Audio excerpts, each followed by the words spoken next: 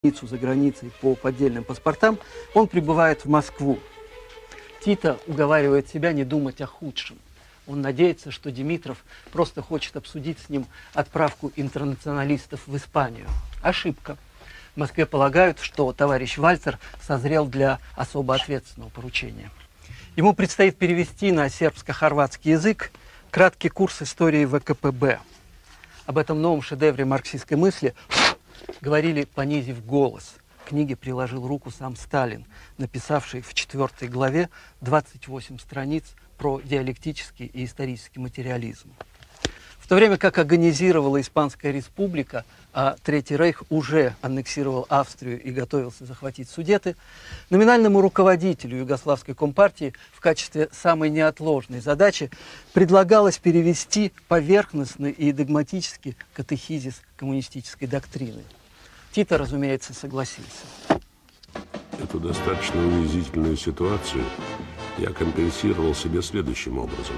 На обратном пути в Югославию, в Стамбуле, на деньги, полученные за перевод, я купил себе перстень с бриллиантом.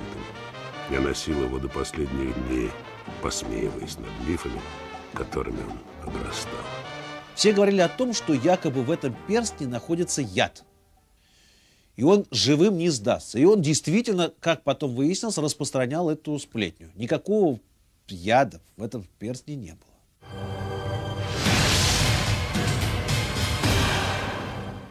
Я должен сказать несколько слов о королевской Югославии, иначе тут не разобраться. Югославия считалась версальским государством, искусственным, нежизнеспособным образованием, созданным в 18 году по прихоти победителей. Почти все соседние страны – Австрия, Венгрия, Болгария, Албания – имели к ней территориальные претензии. Да и внутри Югославии не была цельной. Ее официальное название – Королевство сербов, хорватов и словенцев – СХС. Хорваты расшифровывали как «Сырби хоче све» – «Сербы хотят всего», а сербы – как «Само хырвати сметаю» – «Хорваты все испортят». Южные славяне, югославы, этнически один народ. Их, в принципе, разделяет только вера. Православные называют себя сербами, католики – хорватами, а мусульмане – боснийцами. Хотя, как мне не раз пришлось убедиться во время войны, большинство из них не верит ни во что. Учитывая все эти разделения, королевская Югославия была мало подготовлена к большой войне.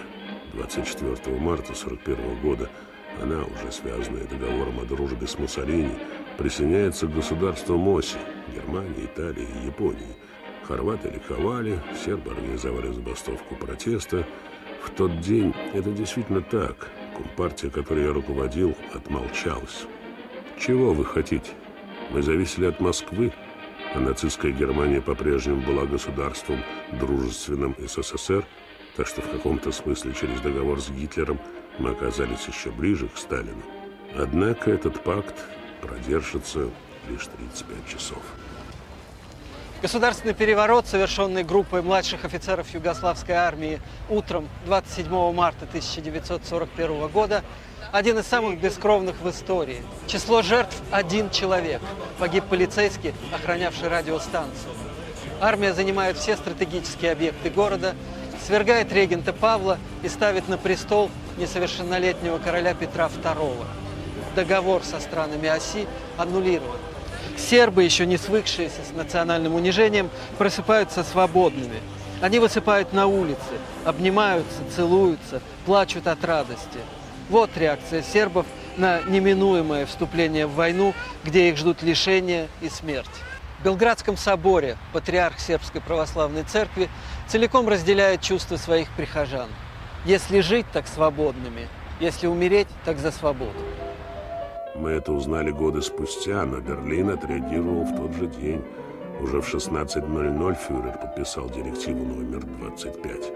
Югославия должна быть силой и оружием уничтожена в качестве национального государства, а Белград стерт с лица земли бомбардировками Люфтваффе. Гитлер настолько опасался войны на Балканах, что перенес на конец июня осуществление операции «Барбаросса». Возможно, эта отсрочка сыграла решающую роль во всем ходе Второй мировой войны. Если бы в мае Германия обрушилась не на Югославию, а на СССР, Москва вполне могла пасть до наступления зимы.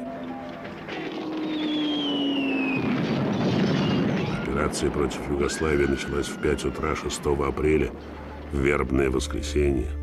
Сотни самолетов обрушились на Белград. Город был объят пожарами, под развалинами домов осталось 17 тысяч жителей. Одновременно по всем направлениям началось вторжение сухопутных войск. В сущности, оккупация Югославии была совершена немцами, итальянцами, болгарами и венграми. Так что на первых порах немецких войск на нашем театре военных действий было немного, примерно 80 тысяч человек, а к концу войны их было около полумиллиона. В те дни писали, что страна рухнула как карточный домик, и что немцы продвигались по городам как на параде. С этим трудно спорить. Через 11 дней, 17 апреля, Югославия капитулировала и была разделена победителями. Все страны-агрессоры и Албания присоединили к себе сербские территории, а Загреб был провозглашен столицей независимого хорватского государства.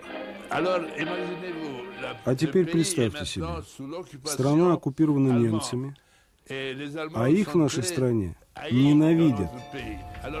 И таким образом формируются небольшие группы, в основном в Сербии, группы офицеров.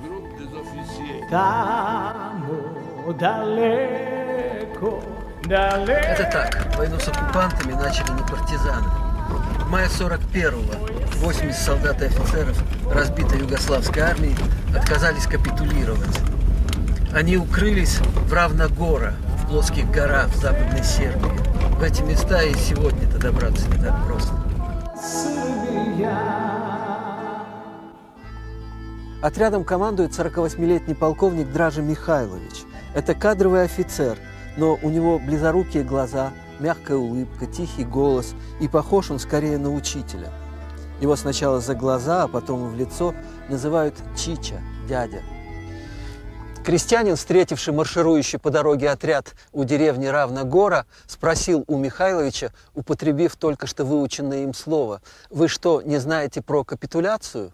«Я не знаю такого слова», — сказал Дража Михайлович. Под командованием Михайловича становятся другие подразделения Югославской королевской армии, которые отказываются сдаться.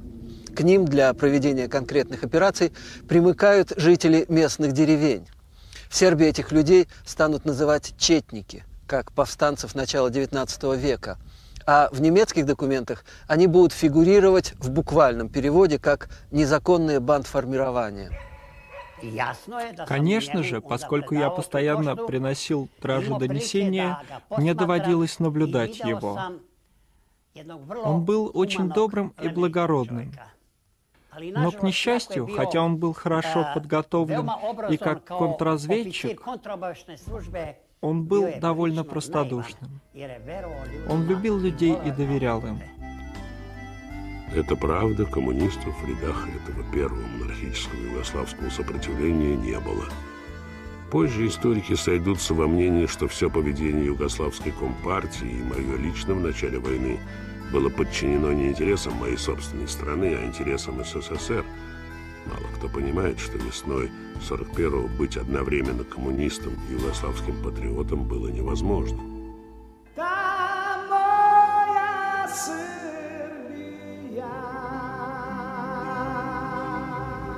Но вот что еще занимает историков. В то время я, живший тогда по паспорту инженера Бабича, был уже немолодым, 49 лет, агентом Коминтерна, о котором знала лишь горстка товарищей.